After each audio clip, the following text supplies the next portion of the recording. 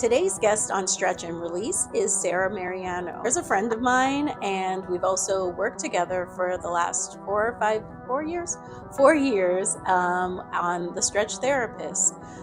We've had to travel together, so we spent a lot of time together. So it's going to be a great interview delving into a little bit deeper of who Sarah is and some of the things that drive her, and also to see how she reacts when she gets stretched. It's hilarious. Welcome to Stretch and Release. Hello. Hola, ¿cómo estás?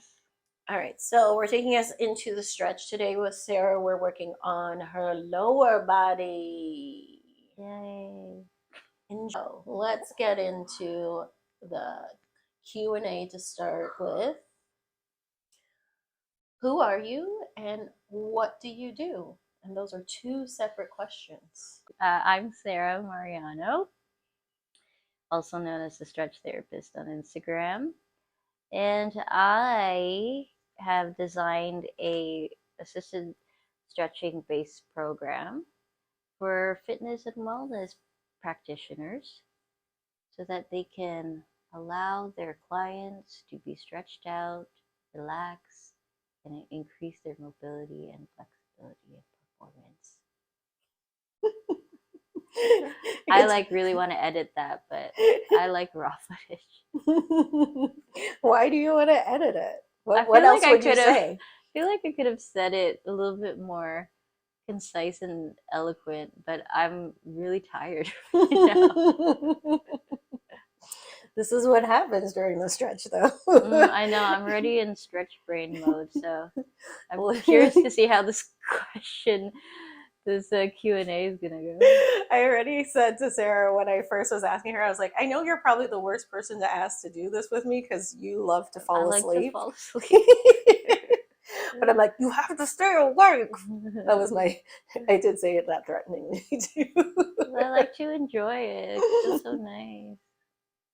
They're always assessing as they're stretching. So I can figure out where I need to go next. Matching it to breath. All these things included. You didn't answer who are you? Oh, who am I? It's like the existential question philosophical. Of who are you? Who is Sarah Mariano? This is something I ask myself every day. I am someone who is craving the freedom to be myself without any apologies. I feel like that was like you practice that in the mirror and you say that to yourself. I write it day. in my journal. So my number one core value. Do you guys know what your number one core value is? I don't think so. Most people don't, and that is like freedom. Oh my gosh, I love freedom. All right, what are your love languages? How do you love? And the thing is, don't feel attached to those 5 that they have. What makes you feel loved? Definitely, I would say my number one is physical touch. I grew up in a very affectionate family. Like my mom and I, whenever I see her, we'll hug for like a minute. That's super cute. Physical touch, and I'm a body worker, so that I guess that makes sense. And then I would say quality time. Mm-hmm. That is yes, I love to spend a lot of time with the people I love. And then acts of service. I really do feel like these 3 reflect who I am and my love language. Acts of service, I like to do things for people. So there you go. Nice. Do you feel that you show love in the same way that you receive love? Oh, that's a good question. I think it's similar. Maybe the priority is different, but yeah, I do like to receive, physical touch. I like affection, and I do want them to want to spend time with me too. So yeah, I would say it's quite similar. Mm-hmm. I find, do you make it a point in your all your relationships, your to know and understand other people's love languages? Uh, yes, more now that I understand what they are, and I've learned a lot about myself through understanding other people and being more compassionate. So absolutely, I find you get to common ground and you can come up with solutions when you understand where the other person's coming at too. This is very tight. Yeah, we're gonna have to breathe through this one. I'm gonna get you to inhale, and as you inhale, pull down to the floor. 3, 2, 1, release.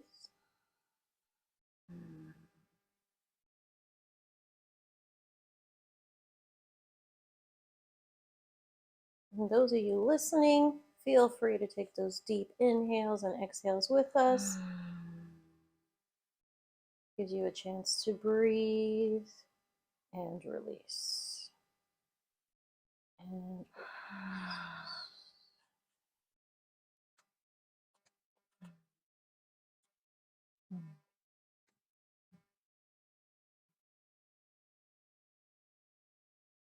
coming back to who you are, what's your racial and ethnic background? My parents were born and raised in the Philippines. Both of them are Filipino. And I identify, I hate using that term now. Why do I you hate using it? Identifies just the be word you hate using? sorry, I don't want to say hate, but it's just such a topical word now. Um, but I'm Filipino and Canadian, Okay. proudly Canadian. Proudly Canadian, but are you proudly Filipino? I would say so. I have more attachments to Canada because I was born and raised here. But absolutely, I'd love to spend more time in the Philippines and get to know the culture and learn the language. How do you feel that, or do you feel at all that your background has helped you or not helped you navigate through this business? Oh, that's a good question. I would say having um, a background and growing up with immigrant parents has impacted me in a way that has shown me how to be more appreciative and grateful for where I live, the hard work my parents put into, I think also kind of carried to me. I have like a really good work ethic and I thank them for that. And a perspective that's, you know, based out of gratitude. My dad was really grateful to be in Canada and he loves Canada. And growing up, he would always express that. And I appreciate that. I do love being Canadian. I do love Canada. It's good to be back. Amazing. My calves, that felt so good. My calves are so tight because of my knee injury. Yeah. Oh yeah, so tight. Going deep Ooh. into the calves right now on both sides. At this current time, what do you feel is your greatest accomplishment so far? Oh goodness, greatest accomplishment. Oh man. I mean, I guess what comes top of mind is I would say two things. One in like the my career business sense and also one personal development sense. Um, I think doing the work in getting to know myself, becoming self-aware, introspective, and um, really trying to tap into my true self and unlock my potential. It's always been my mission for myself and to inspire other people to do the same. I think I've gotten to a place where I've matured and I'm more confident. I've increased my self-esteem because I was people are surprised to hear that, but I always had a low self-esteem growing up. and low self confidence. But I've done the work and I'm really proud of myself for that. And I continue to do the work, and it's made life more enjoyable. And I really appreciate the fact that I've learned to manage my emotions and not get as stressed out or upset easily or angry.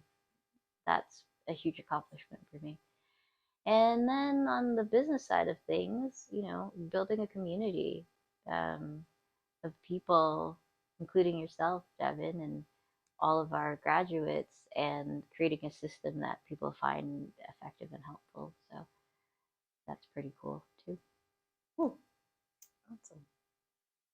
I always feel like there's a difference. This is my segue into the next question. There's a difference between feeling accomplished and actually feeling happy.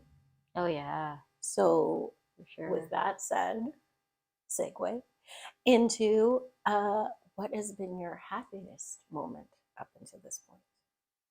Um, I started feeling happy a couple of years ago. I know it sounds super recent, but for a long time I was unhappy with myself and who I was, and there were some points of my life where I couldn't even look in a mirror. And that happens still here and there now, but I'm just getting to know myself and forgiving myself and finding self-love, which is a long journey. I just recently discovered what it felt like to have self-love very recently, like 3 weeks ago. Um, but finding peace with who I am and being comfortable with myself, that has brought me the most happiness, I would say. And it's still a journey, but you know, figuring out who I was, which took years and it's still taking time, but aligning my life decisions based on that instead of based on what society tells me or what my family and friends urge me to do. Really paying attention to my own intuition and trusting it. And once I learned to do that, I became happier and happier. And I would say I'm happy, which is nice to say. Like, not everyone is happy, so I'm grateful. I wasn't happy for many years. Hmm. Was there an event? You don't have to go into what the event was, but was there something that happened to cause this change? Because I've Mm-hmm. heard in the past that like I know for myself that you had to get to a point, a deep dark point. Some tragedy Mm, had to happen mm. before people started looking inward. So, do you feel like that was part of your Like there was journey, like a turning point, or yeah, no, I thankfully didn't have like a I didn't hit rock bottom or anything, or nothing too terrible happened. I think I was just like, you know what, I want to get ahead of it before something terrible happens. So when I started dedicating more time to personal development, and what that entails is reading books, started seeing a therapist, which honestly has been for me a godsend, and then doing meditations and journaling and, finding things that work for me. For a long time, I didn't like to journal, and now I find it very helpful. So, again, this is based on my journey, but I finally found a therapist that aligned with what I needed in the last 2 years. I've been with her for 2 years. I I tried looking for a therapist for a while, and then nothing really, stuck until Rebecca now. And honestly, it helped me forgive myself, lots of healing. That's it.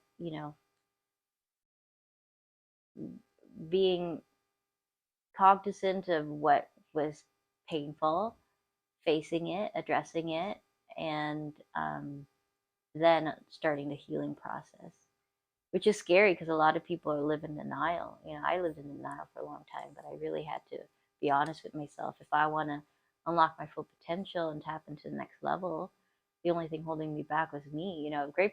Thankfully, I've lived a relatively fortunate life. Living in Canada, having a lot of great friends and family supported me. So the only thing literally holding me back was myself, and that didn't sit well with me. It's almost like the thing that made you happy in itself was an accomplishment. Right? Like, because it was like the work that you had to do. Yeah. And that's what it's work, right? Like, I feel like a lot of people don't even really understand how much work it actually is that you have to actually put into it. But that Yeah. in and of itself, anybody who has done the work, please take that as Yeah, accomplishment. give yourself a pat on the back. Yeah. It's not easy. Like No. many people don't want to face, trauma. No. Um, and so, and I don't like to push anyone until they're ready, but maybe plant the seed and start the process, Oh yeah. baby steps. But I value hard work. So for me, I grew up, meritocracy system. Very, it's very ingrained in the Asian culture. Do something good, you get rewarded for it. And also, um, you know, growing up in school, if I got really good grades or did something really well, you'd get a star or a good, you know, you'd get an A plus, and with that also came recognition. And I guess I craved it and obsessed over it, that feeling. And as you know, Devin, I'm very competitive. What? And Don't play heads up with her. I like to Don't. win. I'm not gonna lie. I think it's the athlete in me. Mhm. And I don't know if I had this conversation with you, Devin, because you were also a competitive athlete. Yeah. I feel like those of us who were competitive athletes have a different perspective in life that really can't be taught. The value of hard work, um, putting in the hours, working with team, even if you had a team sport or an individual sport, and like just it taking over your entire life. I don't think there's anything wrong with it. But I like to think of it as it's been like such a helpful tool in the achieving my goals. Just the discipline that comes with being a competitive athlete, and Yeah. also just like the desire to win. That's cool to me. I love it. I revel in it. Well, yeah. I 100% believe in that. It was I remember when I came back to personal training probably about, I want to say about 8, 9 years ago. And I had a client of mine who wanted to, her and her husband were training with me. And she's like, I don't understand how or why you are able to push your body past that Mm-hmm. limit of when it's like, this is Mm-hmm. hard. Mm-hmm. And I was like, have you ever played sports? And she's like, no. Yeah. But she's like, but she's like excelled mentally. Like she can Mm-hmm. push herself to exhaustion to like stay up late and write a paper. Mm, You know what yeah. I mean? Or like argue a point till Yeah. it's black and blue. And I was It's a like, special skill too. I don't Yeah. have that kind of energy to argue a point. So I was like, I'll argue for a minute and then I'll get to a point where I'll be like, this person is not worth arguing with. So I'll just be like, okay. And I'll just leave it. But it's just like different, everybody has different skill sets. We've literally been Right. trained to push yourself past your limits. Mm-hmm. Like some of the craziest, like hardest working people I find are gymnasts and Oh yeah. ballerinas Oh yeah. because of the conditions that, and they started so I young, know. right, of being pushed. Like when I played soccer when I was 4, they were just kind of like, have fun. Yeah. Yeah. And like Yeah. they tried to tell you what to do, but you still could kind of do whatever you wanted Yeah. and still have a good time. But like that push to win, and it's almost a little bit to the point of the extreme in those sports where it's, and yes, I said dance is a sport because dance is a sport. Mm-hmm. Yeah. Oh I yeah. know. I was like, I feel like a lot of people don't recognize it, but dance is Dance. definitely a Yeah. sport. Oh my gosh. If you ever worked with dancers, their discipline, their like control, Mm. their strength is just like I unmatched, know. I love it. right? But yeah, so yeah, just being an athlete in general, I think gave me a certain amount of drive. Yeah. And then I always joke that like I wish I had this brain when I was 22 because the maturity and discipline that I have All now, right. I know.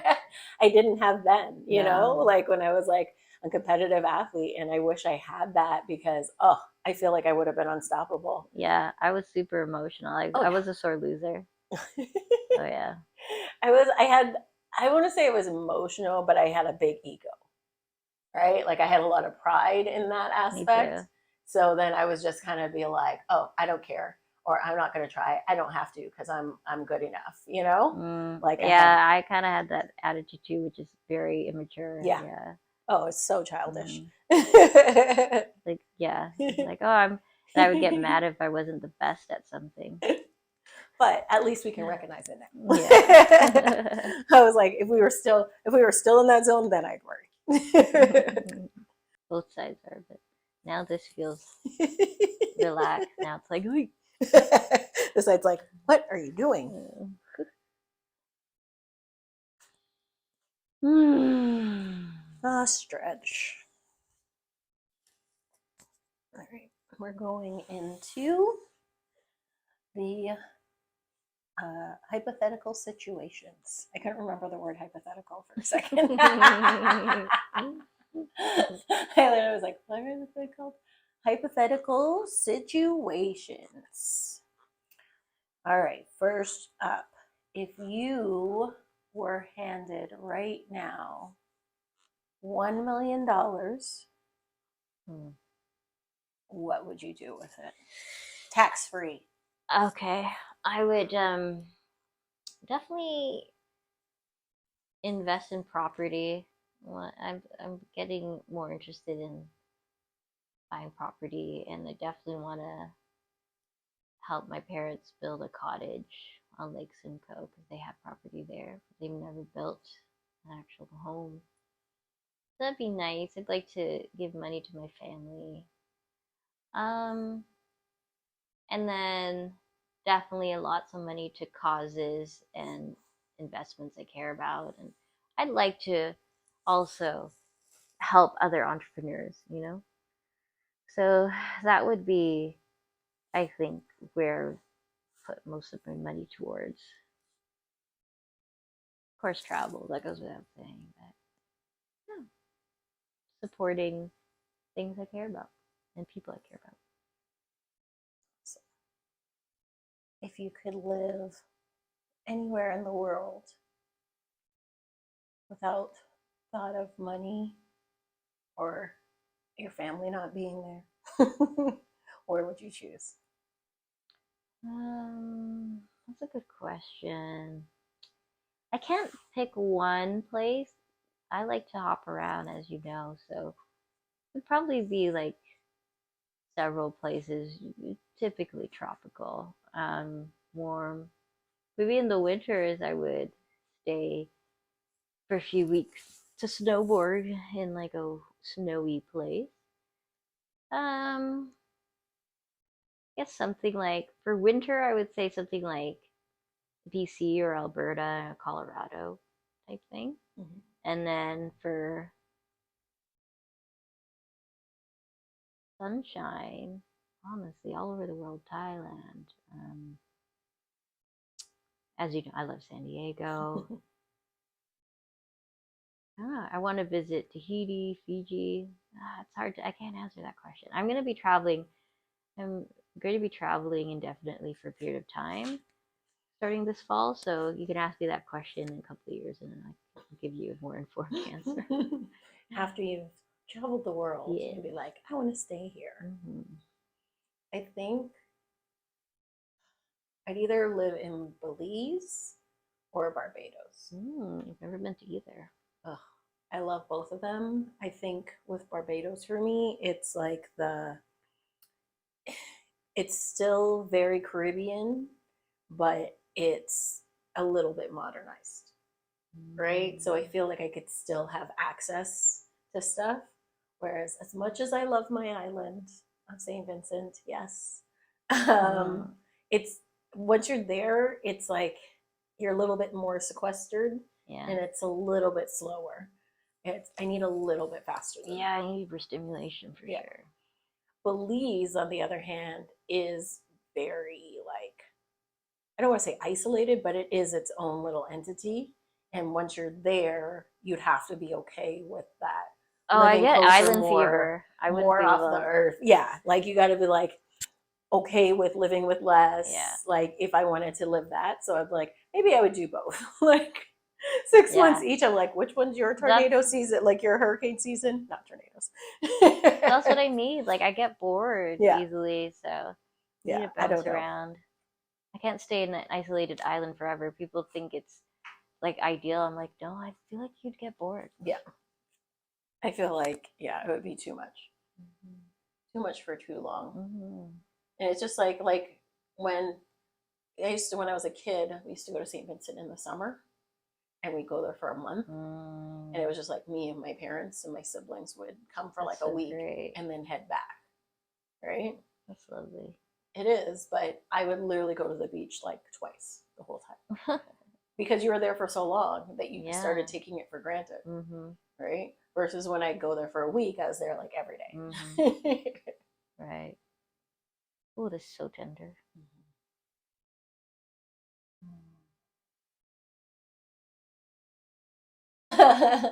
Everybody's body is different. So, with your body historically throughout the years, Mm-hmm. what would you say? I'm going to give you two options and say which one you have had more issues with of those two body parts. Okay. Okay. So, hamstrings or quads?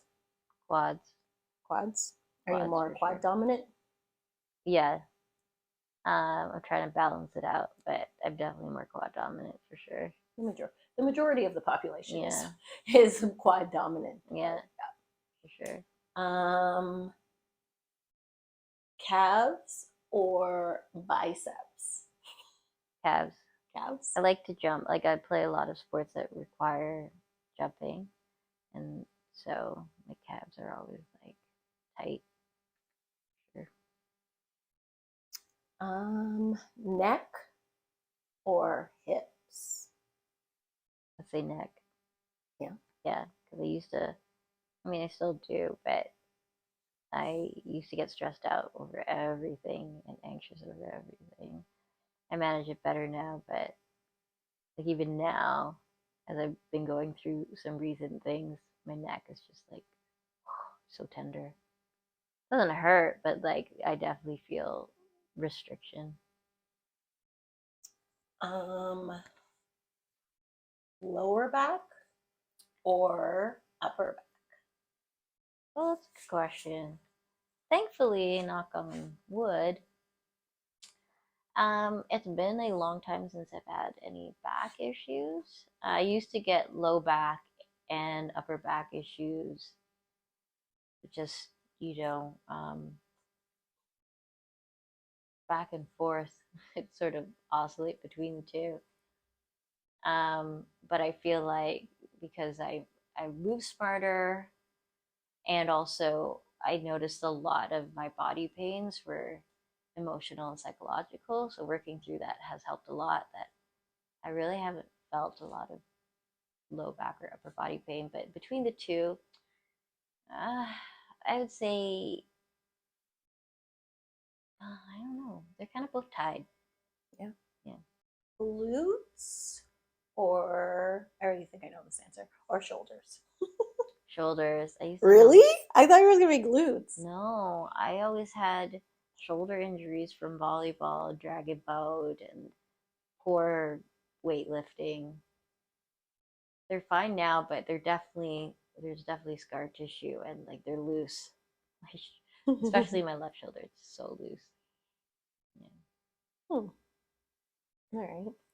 What is this is going to be multi-part. So, what is your favorite body part to train? That's a good question. Mm. Uh, I just love training. Well, I don't know to answer that. Can I say full body? I just prefer like explosive full body movement. Yeah. I mean, I like to do pull ups. I also like doing glute workouts. But I'm a power athlete, so anything explosive, usually full body. I Okay, don't really train isolated. Like once in a while, I will, but like, yeah. I feel you. That's how I am. Um, so what is your favorite part of your body in general? Uh,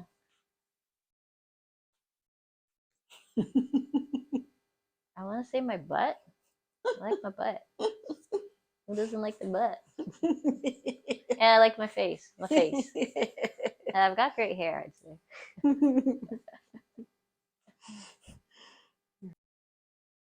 Outside of your appearance, what do you love about yourself? I like that I'm competitive, and I like that I have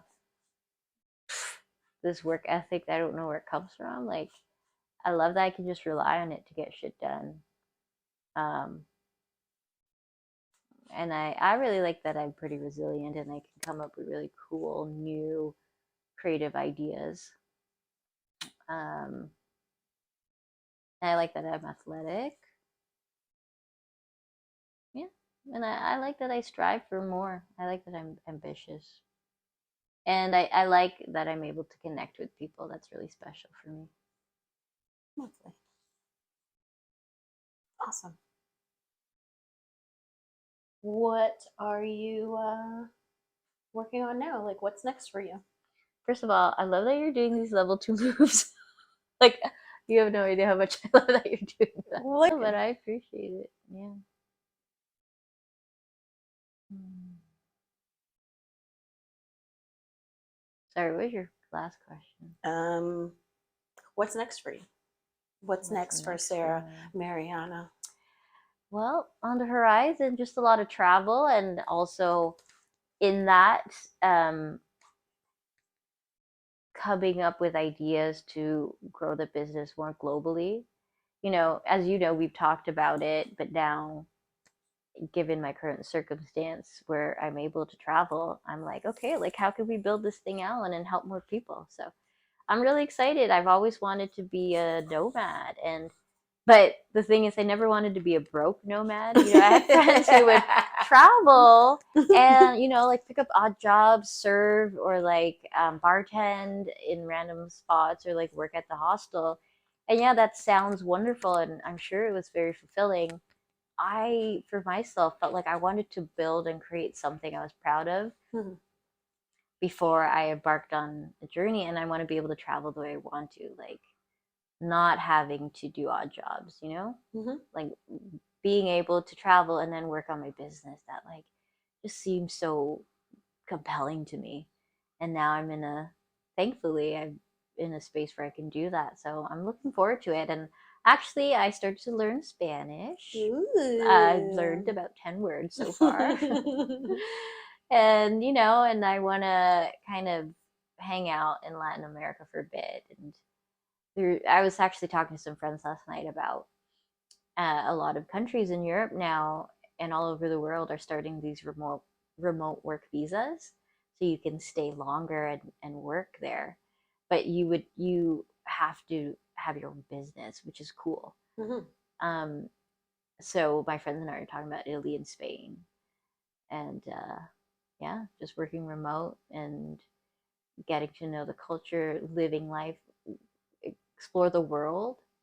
I'm just such an explorer and adventurer, and I love my freedom. So every time I travel, I'm sure you feel this way, Devin, that you gain a different perspective and you come up with new ideas and you're just refreshed and you're energized by the people you meet. And I'm craving that. So I'm going to be traveling for an indefinite period of time, Yeah. spreading the word of the performance stretch system. It's the PSS tour. Mm-hmm. Love it. Mm-hmm. Awesome. Well, as we do a little bit of abdominal massage, just to make sure that everything's flowing in the direction we wanted to. I'd like to thank Sarah Mariano for joining us. And I'll see you guys next time on Stretch and Release. It'll be me again. This time she'll be stretching my upper body. I sure hope so. That's not what's going to happen, guys. Part two. If it was up to Sarah, she would be in every episode. Honestly. It would just be me and Sarah. It just me stretching Sarah every week. Let's go over age 1. You'll do every year of my life. In 1986, little Sarah. I love it. Awesome.